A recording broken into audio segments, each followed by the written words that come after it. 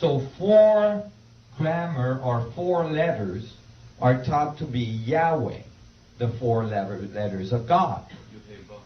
Yeah, YHWH. However, when you dig a little deeper in the etymology of the word grammaton, it has actually a deeper root. And that root is 4 tetra, tetra, which is tetrahedron. Grammaton comes from the word gram or gravity. Weight, it refers to weight, gram, and the effect of gravity. And that's where the word gravity came from, grammaton. So now you have a word for God, okay, that has the structure of a tetrahedron generating a gravitational effect. And I thought, well, that I'm pushing it, right? I'm sure, this is kind of wild. But hey, then I look up what the heck is the tetragrammaton in Kabbalistic tradition. And I found that it is an isotropic vector metric in 2D. Here is typically in Kabbalistic tradition the way God is represented. It's represented as isotropic vector metric. Remember, 4 faces, 3, 2, 1. It's like one face of the isotropic vector metric. And each letters of the word God has a number that goes with it. In Kabbalistic tradition, that's very important. Now you got to realize that the Kabbalistic tradition are the oral tradition of the Druidic history. These traditions were not to be written. They were not even supposed to be talked about. Only initiates could learn about these knowledge. It was thought to be the nature of God that was revealed. And if you understood it, you could understand God.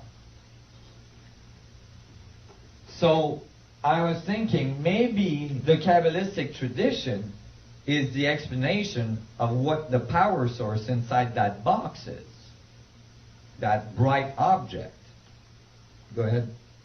I would also mention I'm a student of Kabbalah. And, yes. Yud means singularity. That's right. And the center of the Kabbalistic tradition is that crown that unfolds onto itself to infinity, describing singularity. So I was puzzled with this. I found that the tetragrammaton, right, was actually generating the numbers. So each letter in the isotropic vector matrix is a number. And the Kabbalistic tradition tells you that the numbers are just as important as the letters. And so when you calculate the numbers, you get 72, which is the 72 names of God that's found in the Bible, and the 72 faces of God, right? So that all match. But this is a male God. We're missing half the equation again. Why is it that in many of these ancient civilizations, some of them we didn't have time to see today, we only have half of the code? Well, that would be because if you were an advanced civilization trying to put a code, embed a code in a not so advanced planetary system, you wouldn't want these people to be able to uncode or decode that code prior to being ready for that type of power. So you could code the code, or you could make the code only one polarity of it, like the male polarity of the code. And it wouldn't be until that civilization understood the balance between the male and female, understood the equality between the male and female, that they would be able to decode the code. And then that would mean that they were ready to do it. You guys follow what I just said? So basically, here you have to add the female god or goddess to the tetrahedron or to the isotropic vector metric. And if you did, you have the double of these numbers. And the result would be 72 plus 72, given 144, which is thought to be the number of ascension in the in Revelation. As well, in Revelation it says that the New Jerusalem is a crystal city with rainbows all around it. And that crystal city has faces of 144. There is exactly 144 faces on the outside of a 64 tetrahedron metric. Nice. I thought I was onto it. And so I kept on reading the Bible, and I got really interested now, you know. And I'm like, oh my God, this is all about the technology. This is all about Atlantis. And I kept on reading, and I found something that was extremely significant. And this has been completely omitted by scholars. This is long after, you know, Moses was following the ark through the desert.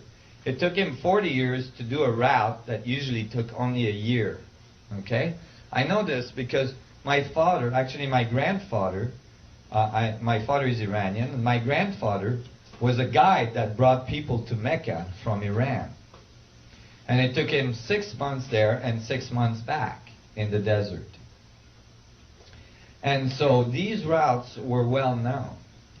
And actually, my grandfather lived to the age of 128.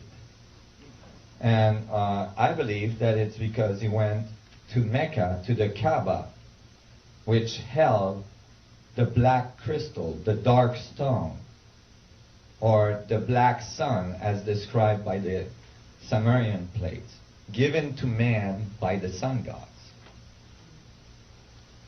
But in any case, Moses is taking 40 years to do a route that should have taken a year. Why?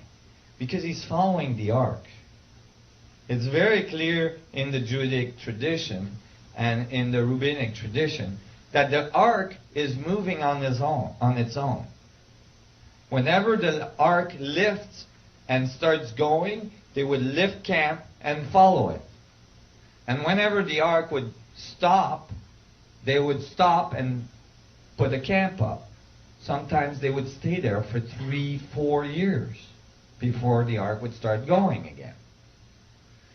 So this ark seemed to have anti-gravitic capability.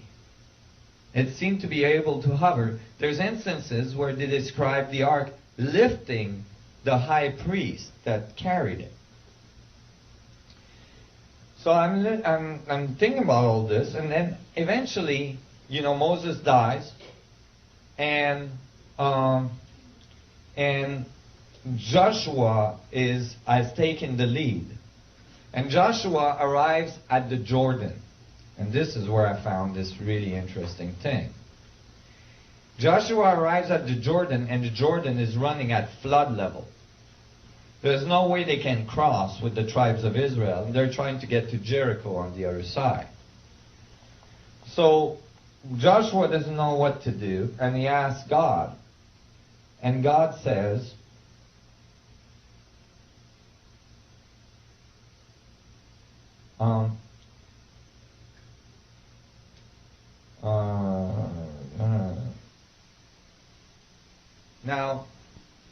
Now, this is describing the high priest taking the ark and going into the water of the Jordan with the ark.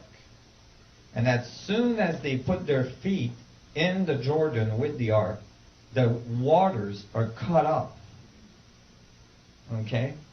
And then it says, and then there's a whole bunch of other things. This is Joshua 4:22 for people that want to refer it. And the priests came up out of the river, carrying the ark of the covenant of the Lord. No sooner they had set their feet on dry ground than the water of the Jordan returned to their place and ran at